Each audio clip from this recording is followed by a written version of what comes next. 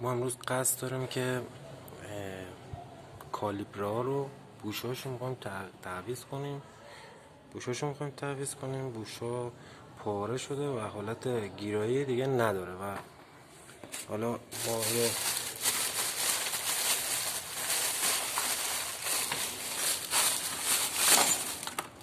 تهیه کردیم این بوشا رو. اینا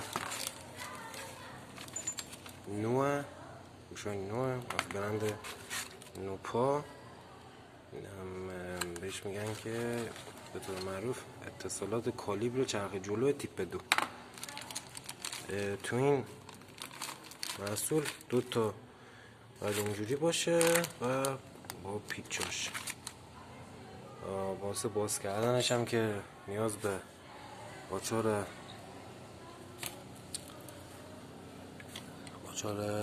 عرض کنم به خدمتون که 13 با یه بوکس.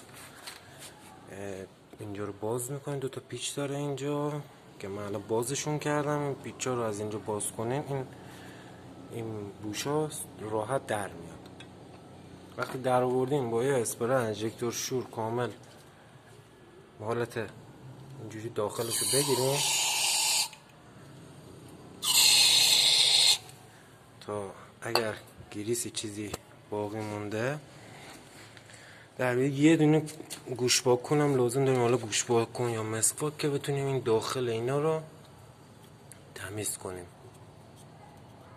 نگاه کنیم این کثیف، حالت کثیفی داره. اگه چیزی از گریس قبل مونده باشه توش کامل تمیز بشه.